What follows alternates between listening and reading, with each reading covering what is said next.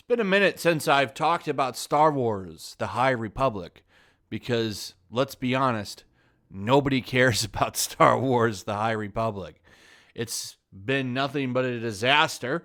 No one's reading it, and I don't care what Twitter says. 2% of Twitter is not anything to go by. So, what is Lucasfilm going to do with this event? They keep trying to push it, but every time they come out with a video on it, it gets downvoted into oblivion. Here's one from 4 days ago. 10,000 dislikes to 2,000 upvotes. And of course, everyone on here is talking about Gina Carano. This is my favorite, how everyone came together and just put in that Forbes comment about Disney's firing of Gina Carano is confusing and hypocritical, lacking sound management. I thought that was hilarious. They're kind of pointing out the truth, which is the people that are running Star Wars are idiots. So what's going on with the High Republic? Why am I talking about this disaster? Well, people are concerned, given the history of how Disney has treated fan favorite characters. I don't know, like Admiral Akbar, Luke Skywalker. They're afraid now that the High Republic is turning Yoda into even more of a failure. Basically saying that he's the reason the Jedi fell and that the Empire managed to take over. Now, the reasoning for this is apparently based on the attachments thing. So, when Yoda is running the Jedi Order, obviously no one's allowed to get married. You're not allowed to have relationships. I don't think you're even allowed to get down and dirty if you're a Jedi. And this is so you don't fall to the dark side. And in theory, it works. It just doesn't work with Anakin because he's rebellious and doesn't listen to the rules. Now, in the High Republic, you're allowed to have casual hookups and, all kinds of other stuff. The High Republic is stupid. Like, there's a rock navigator and that one Han Solo ripoff. They have that dude, like, they tell you his gender identity and how he likes to hook up. Like, no one reads Star Wars or watches Star Wars for these reasons, you out-of-touch idiots. But that's what they're doing with it. And then, of course, they're also telling you if you don't like their politics, don't buy their books. And I think a bunch of people have taken that advice and they're not buying the books. So apparently it's kind of saying, well, should have let the Jedi have big, gigantic orgies and, Anakin would have never fallen to the dark side. So basically now, and I want to point out the dates in here, this was first to concern January 23rd of this year. They waited all the way to March 23rd to address this, which means this tells me that people are checking out on this event. And here's the great thing about this, by the way. You don't have to read these books because Disney Star Wars is fan fiction, in my opinion.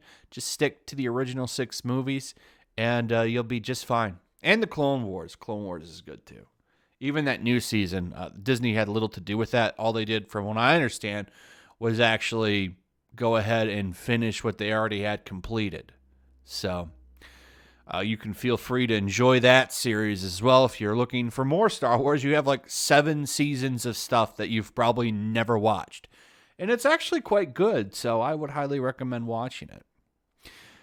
But now, sales are so low. This is what tells me. So, they're ignoring all of that controversy that's popping up in January. Now they're coming out and addressing it 2 months later, just about. It's like, so this tells me that, they're seeing they're trying to do damage control here because the event is just, nobody gives a shit about it. It's not selling. No one's reading it.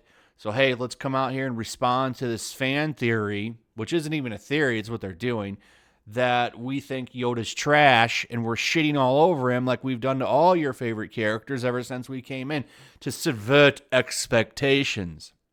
So now, hey, we need to fix sales. So let's come out here and let's start talking about Yoda like he's a great person, because we desperately want to keep writing books and get paid so we can buy more cat food. You know, we shared an apartment with 25 other homeless comic book people, and we need comic book writers, by the way, comic book writers and artists. And we need to sell this so we can, go to Costco and buy a crate of cat food and eat for 2 months. So anyway, they address it right here.